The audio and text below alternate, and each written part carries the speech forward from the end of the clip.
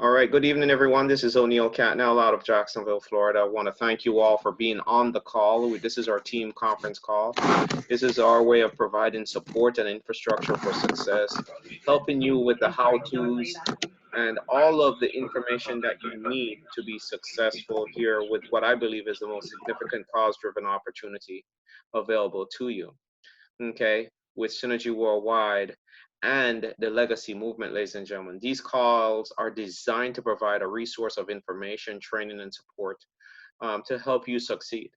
And tonight we're going to do something spectacular. We're going to dive into the art of persuasion and the science of dealing with people because we're at a point, where we are part of a opportunity unlike anything we've seen before, being with Synergy Worldwide, providing clinically proven holistic products that really work, backed by a 120-day money-back guarantee, in a time where people are focused on health, because health is the greatest concern right now in the United States and around the globe because of the pandemic we're dealing with. And it's about bolstering your immune system. And what a good way to inform people of what we have to offer, because, Synergy Worldwide and Nature Sunshine, or Forbes magazine, ranked us in the top 100, okay, companies. But what we didn't recognize about their ranking with us, we were one of 3 pharmaceutical grade companies on that list. And we were ranked number 1 out of all 3. A herbal supplement company, ladies and gentlemen. That tells you to the efficacy, the potency, the quality, and the value of our products. Our products are not on trial. You don't have to be afraid to share with people what we have to offer because they're based on science, proven science that was tested on human beings before they went out to the consumer public. So we're going to educate you tonight in how to properly convey and understand and how to deal with the conversation of prospect, okay, and customers, okay, and potential business partners, how, the psychology of your conversation with them. And, everyone's been hearing me herald this book that transformed my life, helping me to understand the science of dealing with people, okay?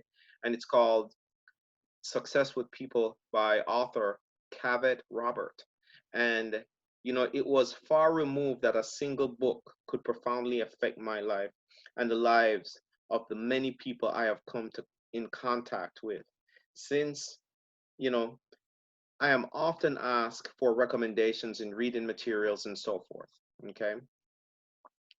And that would serve to be a good base of reference for someone who desires to enter the world of sales and entrepreneurship. Even though I don't consider myself, an expert in the field of study, the first words I utter in response is the book Successful People. And that's why I always tell everyone successful people, powerful book. Okay. And so now I've decided to share my study notes, okay, with everyone and hope you all capture a greater insight into the importance of developing your skill in human engineering. Okay. The science of dealing with people and understanding their response notes is and their vulnerable spots and their hot buttons is very, very important. Remember that there are 3 dimensions, okay, to the science of dealing with people. Knowing what people do, knowing why people doing what they do, and then knowing how to cause people to take action. And that's what this book really gets down to. It teaches you how to cause people to get to action. So, the first paragraph and the first part of this chapter, okay, people love to buy, but they hate to be sold. Okay, people love to buy, but they hate to be sold. So, we're talking about in previous conversations, role playing different conversations people have had, or maybe um, questions and interactions with potential customers and potential prospects and so forth that people have, and how, to posture yourself when you're dealing with the consuming public. The first thing, as you are going to set your mood, okay, because remember, people love to buy but they hate to be sold to. Think about this, ladies and gentlemen. Many people have received their stimulus check this past week, and talking to people in different places, sales are going up because people are buying TVs, buying other stuff. They're already spending that money. Okay, so The question is, are they spending on what you have to offer with synergy? So here is the first part of understanding that relationship. Number one, you as the person, you have to have a relaxed relationship between the recruit and the prospect. Okay? The recruiter and the prospect has to have a relaxed um, disposition. Okay? Attitude is everything. Remember this, ladies and gentlemen, when you're talking to people, your role is assisting your prospect doing what they want to do and take pleasure in doing so. So consider your own disposition when dealing with your prospects. Create a relaxed environment between you and the prospect, non-aggressive, not high pressure. Remember, it's a win-win situation, ladies and gentlemen. Remember, people love to buy and possess. They love to acquire and possess. Remember, your attitude reflects, okay? Your attitude is reflected in the attitude of your prospect, meaning your prospects will mirror what you are giving to them. As we were talking with a conversation earlier this week, you know, oftentimes when you're talking with people and they answer you in a certain way because they're picking up a certain vibration from you, consciously or unconsciously. Okay, so a relaxed environment creates a bridge between you and your prospect. That's why it's always good to have that proper dialogue. You often hear me talk about the form technique where you talk about you create that relaxed atmosphere with them by helping them talk about their family, perhaps their occupation, what they like to do in recreation, and what motivates them. Okay, that creates that relaxed environment. Okay, and your attitude towards that is you have to have an attitude of genuine interest, because your role is assisting that prospect in doing what they want to do, and their health is their greatest asset. They know that, they desire that, but you have to help them through this process by creating the right environment. Remember, people love to buy, but they don't not like to be sold. That's why the walls go up. So the first thing is build a relaxed environment between you and the prospect. Second thing I want you to understand is the desire to acquire and own is one of the strongest human forces out there. The compulsion to acquire, possess is one of the deepest human impulses. This impulse is within all animals. The desire to own and possess is one of the deepest emotions known to man. The only way to own, possess, and acquire in society today is to buy, pay for things. People love to buy. That's why it's such a compulsion. It is one of the most powerful forces. So you have to understand that.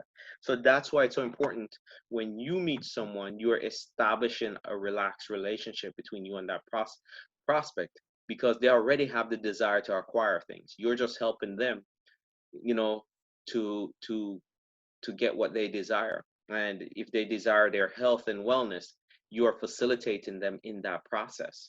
Okay. And, once I go through this, ladies and gentlemen, I'm going to unmute the phone so we can have a little conversation. Perhaps you're going to have questions and so forth. For those who have the book, you can follow me as I'm going through these. I'm not going word for word in the book. I've got bullet points that I've brought down, important points, so you can follow me um, there.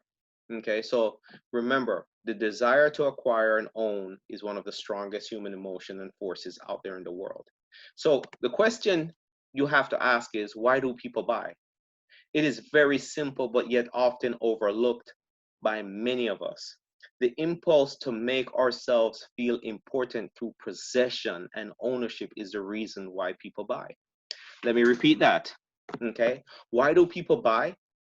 Okay, it's because it makes us feel important through possession and ownership. We must keep up with the Joneses. We must show off that new possession of ours. We must have that status symbol. Consider the first time you have purchased something you have always wanted and did it on your own. How proud were you? Did you hide it? Did you want to show it to everyone? Feeling important is the reason why we all acquire things. That is a big clue. Okay.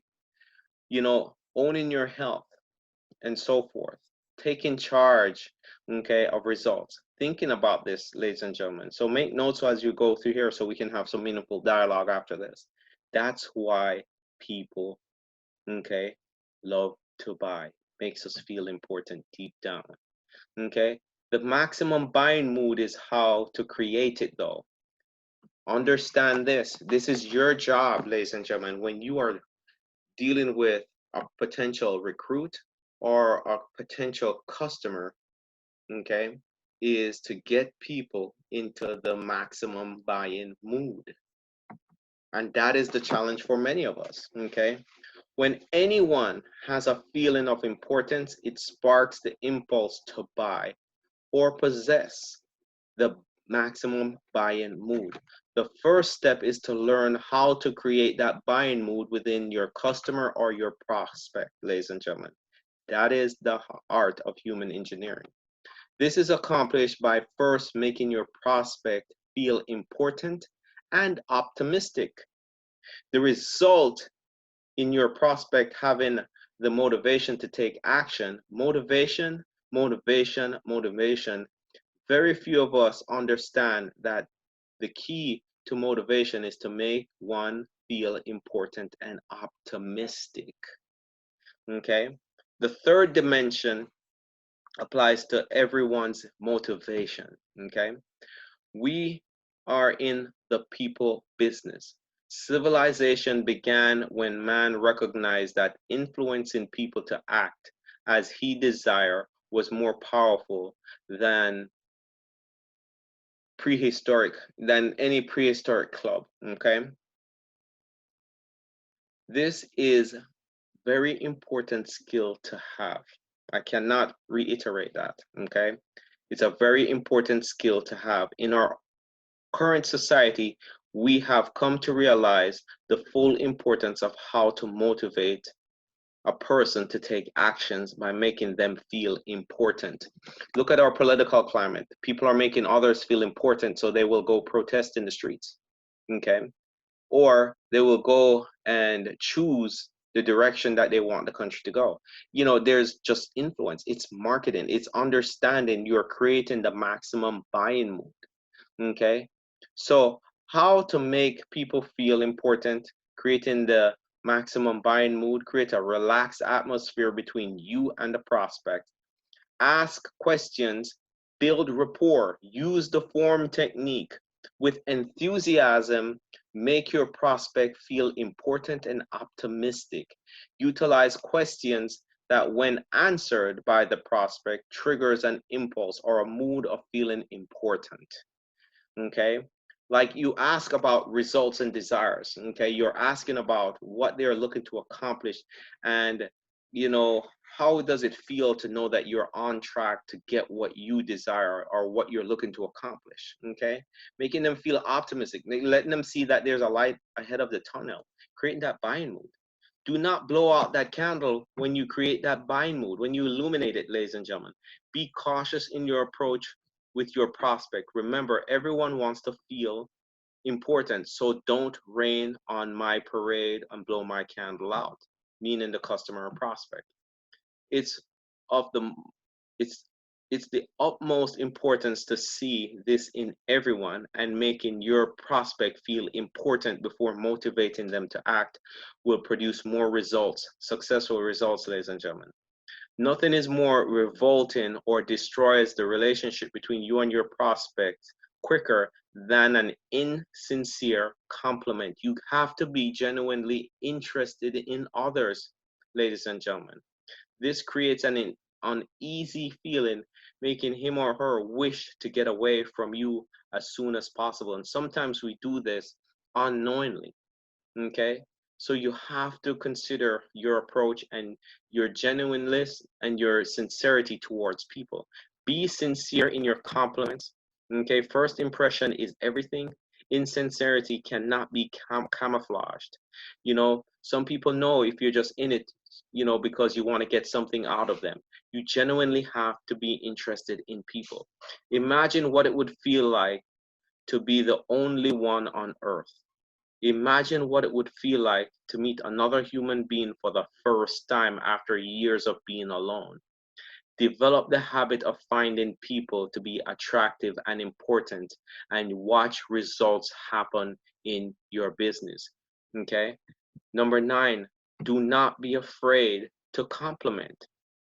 Whenever you enter someone's space, they have on display things they are proud of. Find out what that is. And that's why the form technique is so powerful. Okay. Things are put on display for a reason. They are proud of it, and a favorable remark will be received with much enthusiasm. But this is something that comes with a genuine, okay? Remember, you cannot camouflage sincerity, okay? Compliments create a possible topic of conversation. Remember that. Be mindful not to ignore a remark or not allow a prospect a moment to converse on a subject. So allow sometimes people to elaborate about things that are important about them. Okay? It is important for them in return. And they'll offer you time for you to present to them because you offer the same time of exchange to them. Everyone feels that they should be complimented or recognized. Recognition, people fight for recognition more than a paycheck sometimes. Think about that. Okay? No one ever wants to feel neglected. They may not say it, but nobody wants to feel neglected. Give them what they want. Number 10. Okay? Find out what people want and give it to them. Okay? From the time you are to the time you die, you search for importance. So from the time you are born to the time you die, you search for importance. Your prospect first wants to be understood. Then they want to be accepted. Then, okay, he or she, okay, compliments want to be recognized. Okay. They want their accomplishments to be recognized. Remember that, ladies and gentlemen, key points here. Find out what people want and give it to them. Okay, from the time you are born to the time you die, okay, you search for importance. Your prospect first wants to be understood, then they want to be accepted, then they want his or her accomplishments to be recognized. Okay, people crave importance. Okay, 9/10 of the world goes to bed every night hungry for recognition. 9 out of 10 of the people in the world, okay, go to bed at night hungry for recognition. They crave to feel important. Never ever forget that people have an unquenchable thirst for recognition and an appetite for importance. You can be a creator of circumstance. Master of making people feel important and optimistic, and they will accept your ideas and buy your products and services. Master making people feel important and optimistic, and they will accept your ideas and buy your products and services.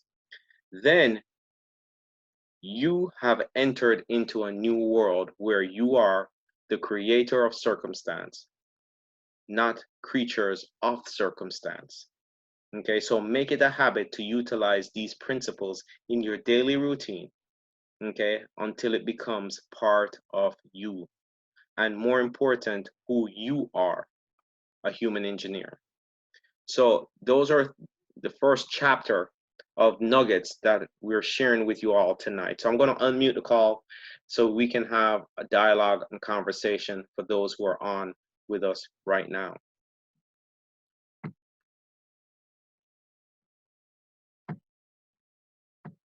Okay, so we have the call is unmuted. Let me see. Oh, I muted everyone. Excuse me. I'm sorry. All right, everyone is unmuted. So if there's any questions right now based on what we've just heard, please take the floor, state your name, and go ahead and ask your questions. I'm sure everybody has questions right now, and I can elaborate even more for you guys.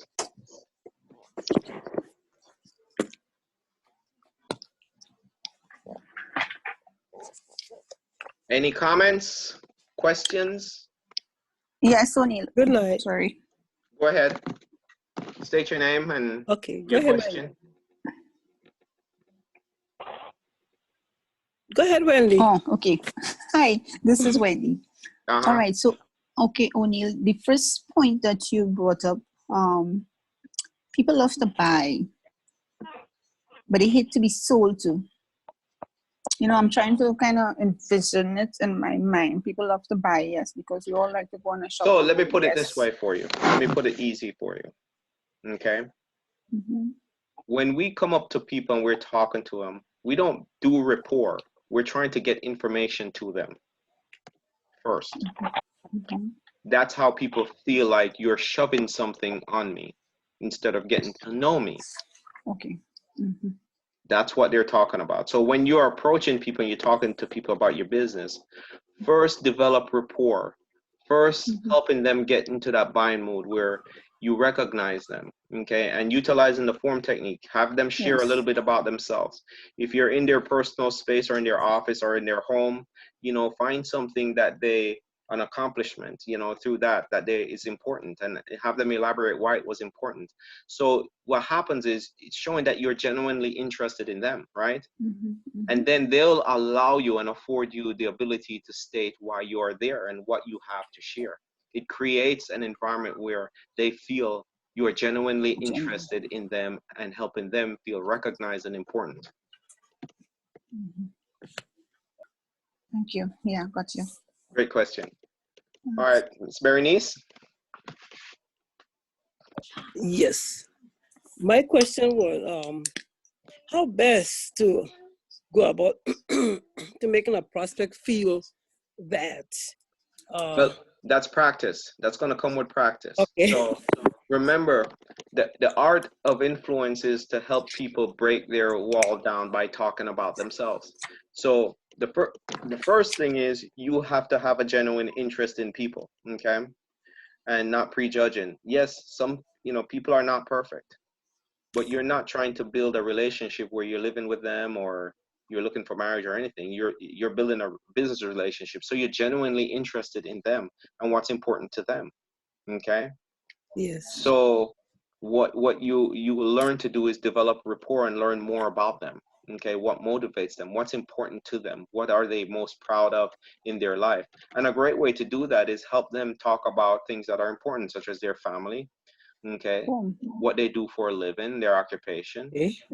what they like to do in their off time, recreation, okay? And you know, what are things that motivates them in life? What are their desires and goals and dreams? When you get people to talk about things like that and you build a rapport and you have a mutual exchange where you're genuinely interested, what happens is their barriers and their walls start to come down. And what this book helps us to recognize is this: people are always looking to feel important and they're looking to be recognized. And once you bring that up, you put them in a mood where they want to mutually exchange that with you. Meaning, now that you've taken interest in me and making me feel important, what is it that you bring to the table that I can acquire?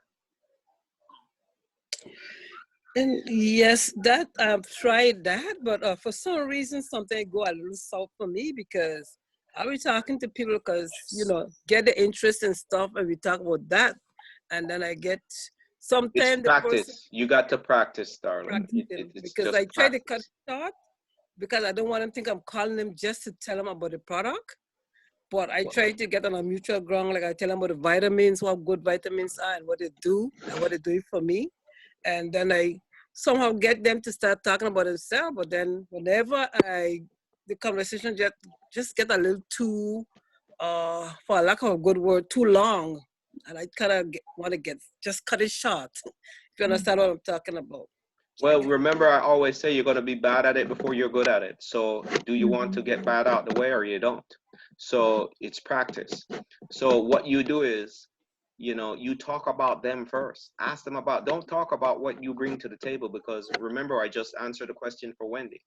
If you start sharing information about what you have to offer, you are selling. Okay. And people don't like to be sold to. So the art of that conversation is important to understand. Once you start to develop rapport, you will learn how to transition, because they'll ask you, so what is it that you have to offer? And that's where you have to be practicing with dealing with people. And the thing with network marketing,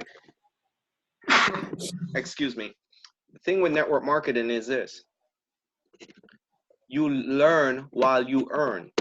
You know, you practice on, you don't get to go into a waiting room or something and practice this. This is something you have to do with the general public, and as you get better at it, okay, it will result in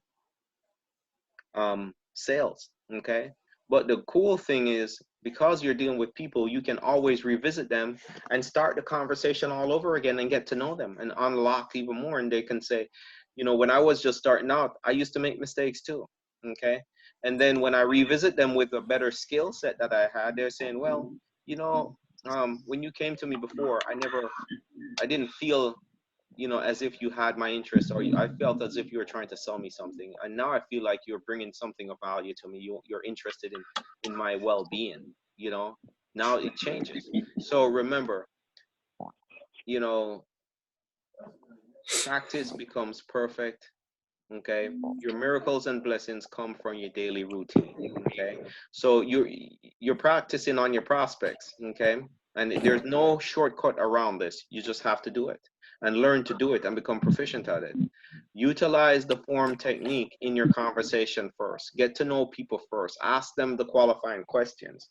Okay, and you'll see how the dynamic of your conversations will change. Okay. Great question, Berenice. Great question. And thanks for sharing and being honest with what you're seeing, because that's important. That's how we help you.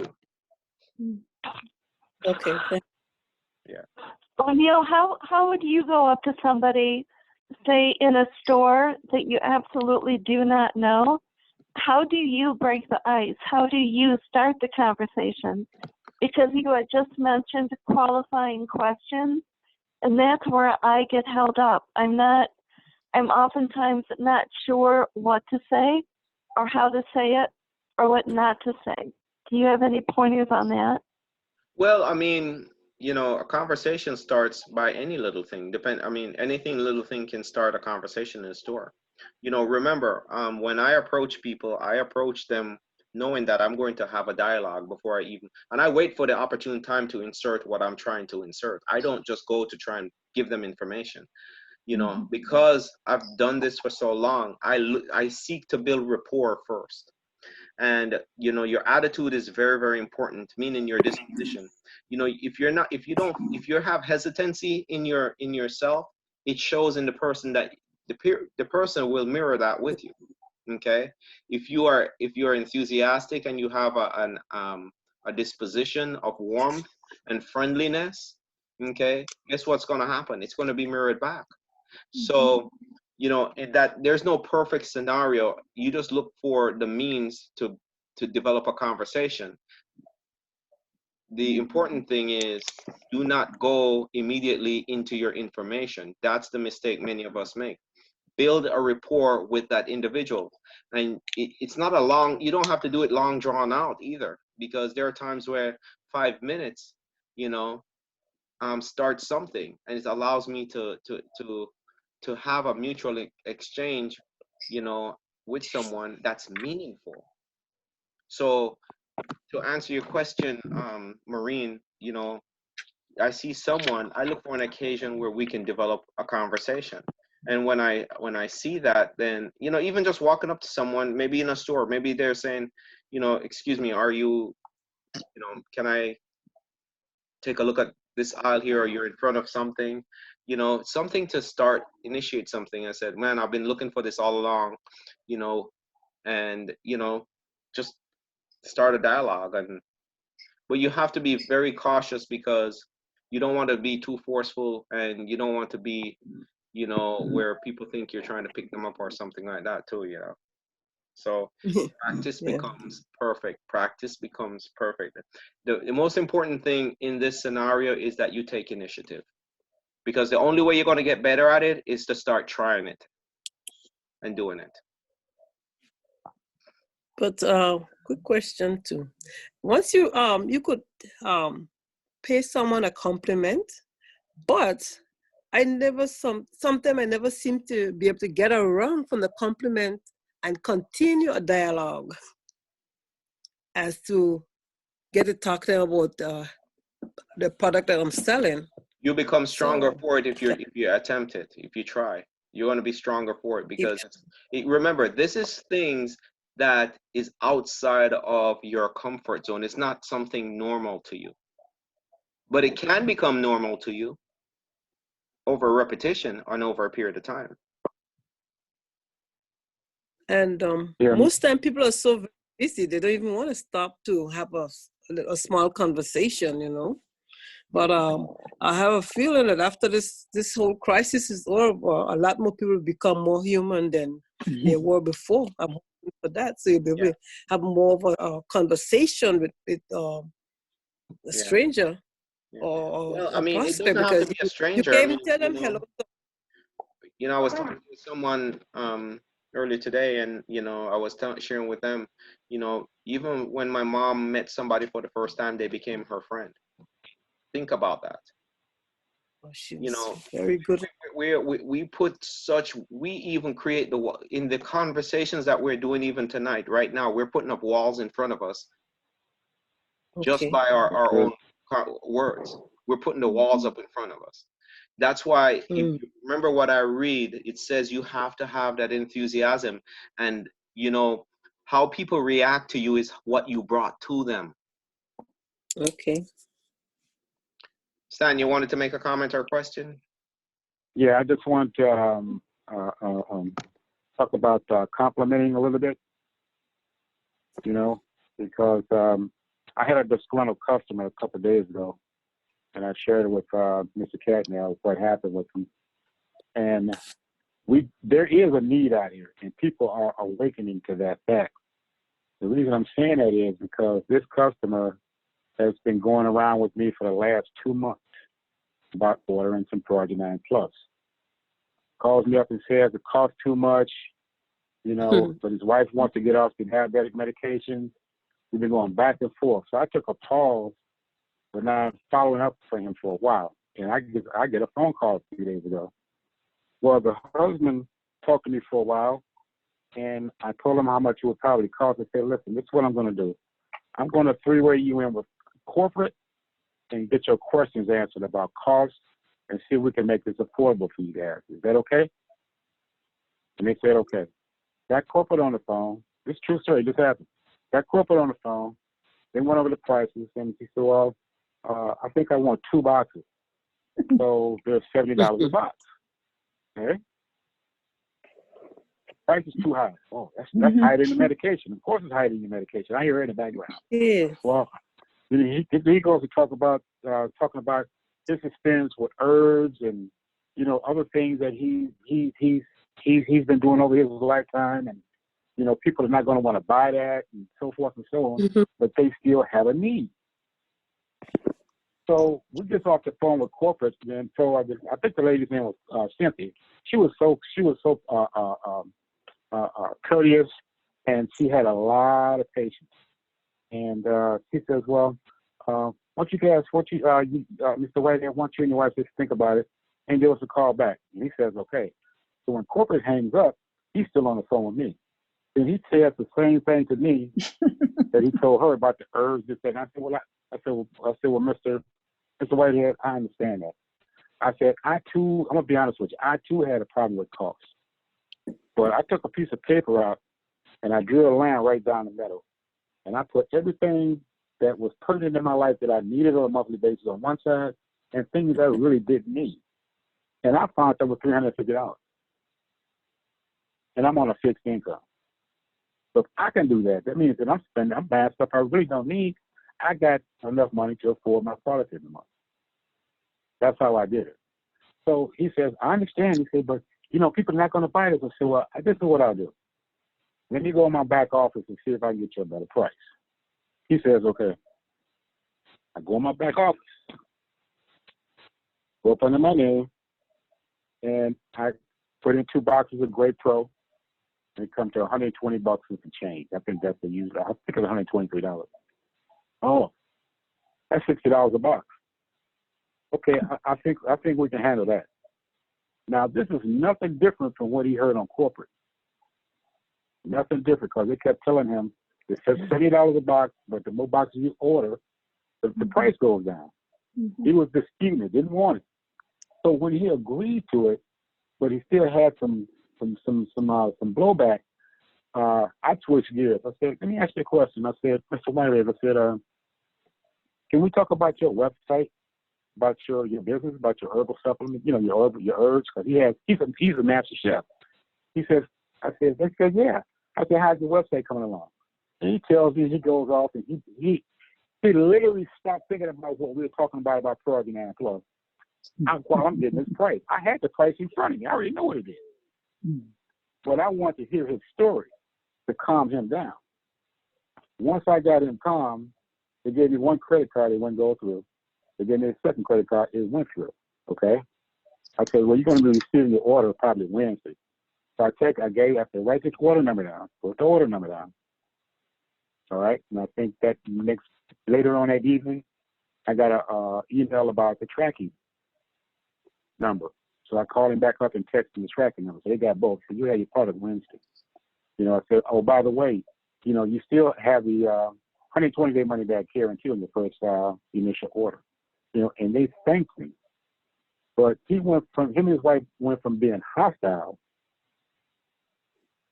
I calmed him down once I got the $60 price, which he would have got from corporate if he had just listened to her, you know. And I still got the sale. But what I'm really getting at is we have to find a way to listen to them first, let them get their frustrations out, okay, about cost or whatever the issue is. Once that happens, then you have to be ready to counter with something that's relatable for them to accept what you have to offer them. And that's what I did in the work.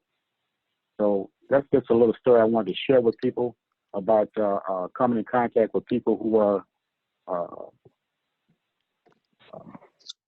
kind of not agreeing with what's going on. I should say. I can't find the words because I call them difficult. Hostile? it can be difficult. Yeah. Let me share a couple of points here to reiterate, because I want you guys not to miss what we're talking about. Okay. What Stan did was Stan created, okay, the ultimate buying environment. When he changed it and say, hey, listen, let me see if I can get you a better price, the individual, it shifted the whole conversation. It's the same price. The narrative changed, right? When Stan started to ask the individual about his website, he started to talk about stuff that is important to that person. He started to recognize that person, okay? So these are some of the attributes and important things that, you know, was mentioned in what I just went over with the art of influencing people, okay? Creating the maximum buying mood, okay? And that was brilliantly done. Think about that.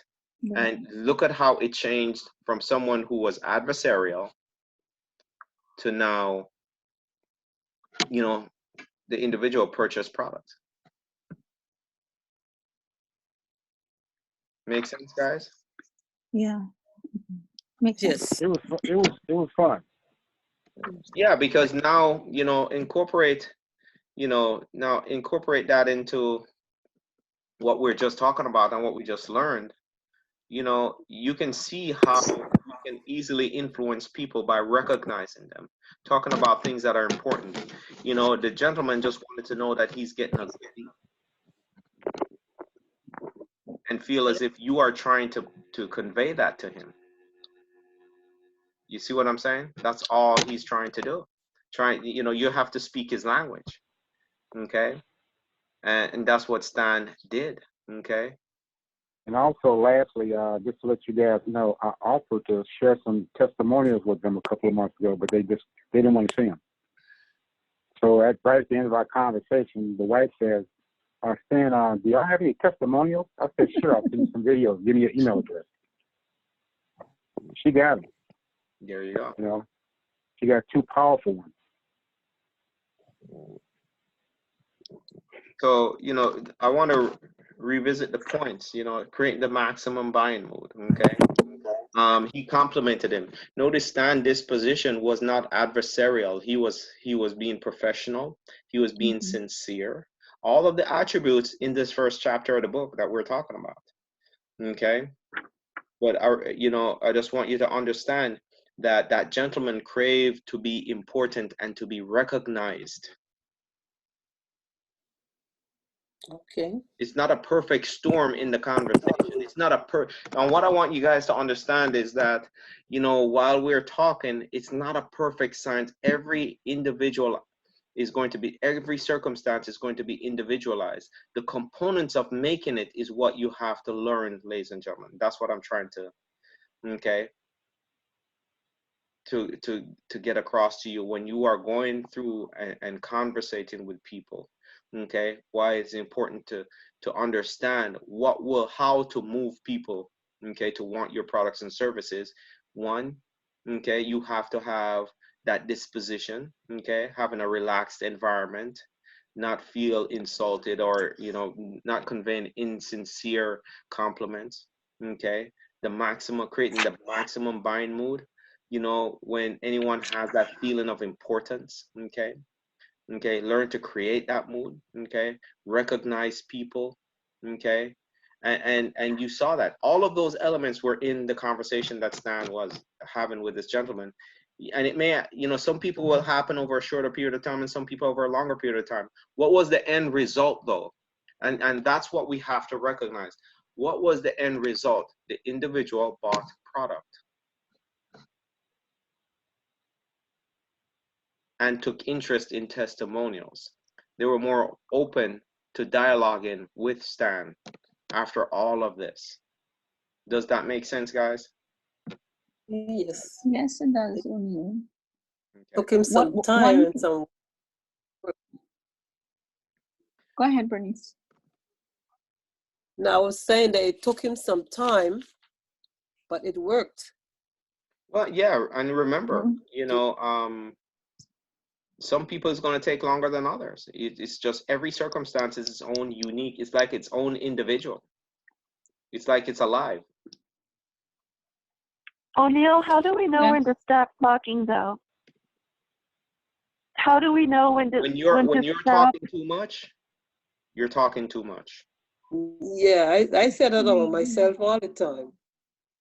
Yeah. So remember, you are here to extract information. You're here to learn about the individual. Okay? So he who asks the question generally controls the conversation. So if you're talking a little bit too much, if I find myself talking too much, I ask a question. Okay.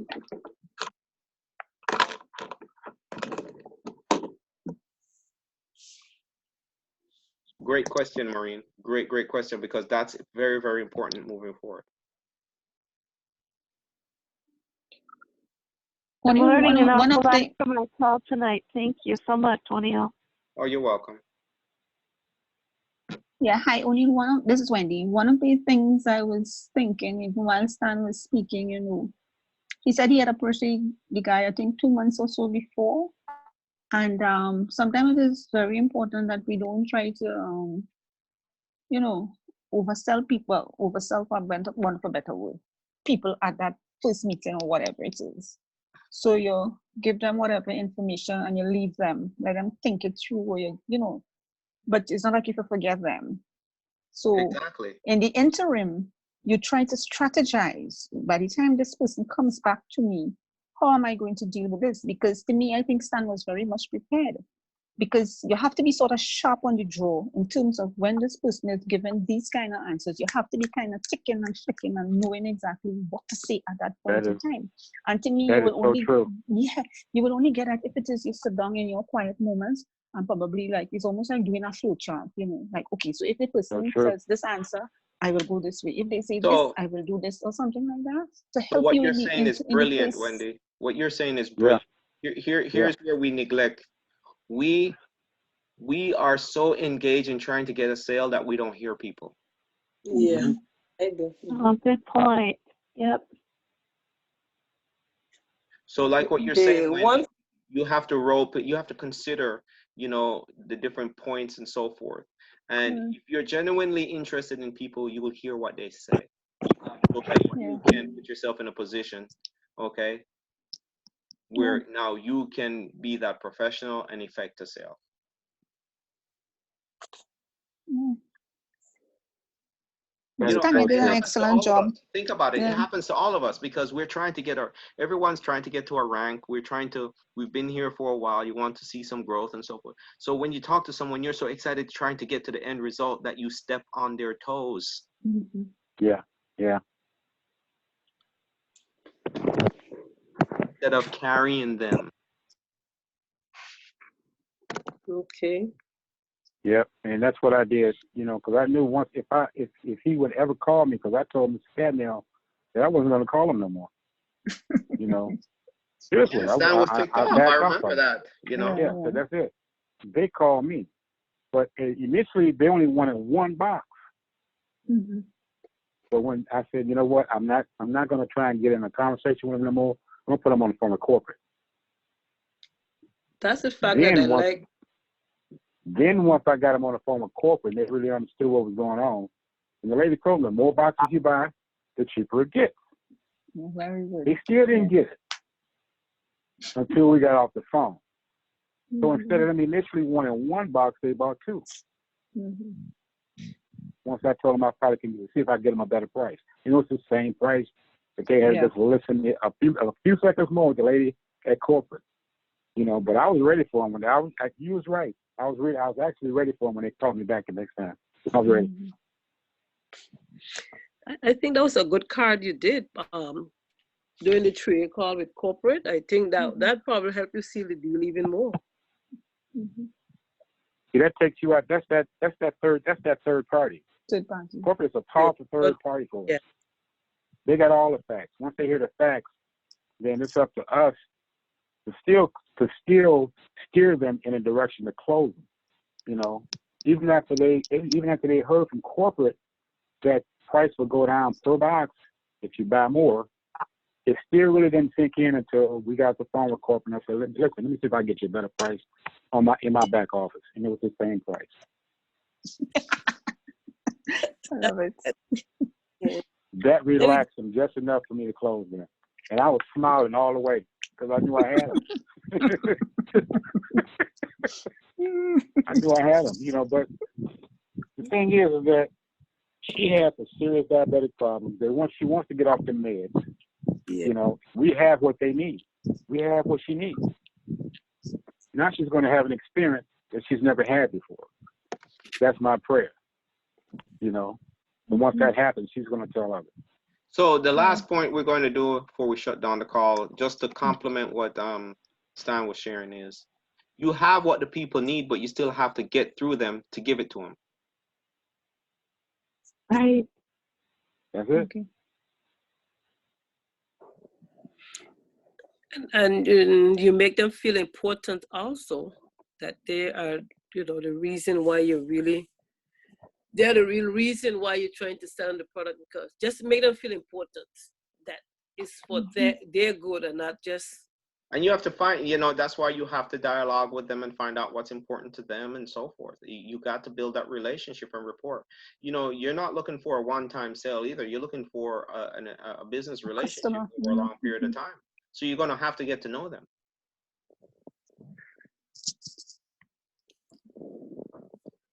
Make sense, guys?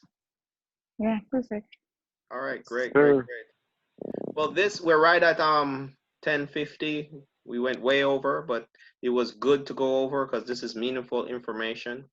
And next week we're going to go on this chapter 2 and go over some other finer points and revisit chapter 1, but also go into finer points of chapter 2. So thank you guys for being on the call. Practice what you've learned, what you've heard, put it into practice so you can get better. That's what this is designed. And being better will result in your business growing. So thank you all for being on the call. Hope everyone have a wonderful evening. Remember, Tuesday we'll have our call, our presentation call at 9 p.m. Eastern Standard Time. Look forward to seeing each and every one. So everyone have a wonderful evening. God bless. Good night. Good night. Same to you all, everyone. Thank you, wonderful Good night, call. everybody. Thank you. Stay Good safe. night. Good night.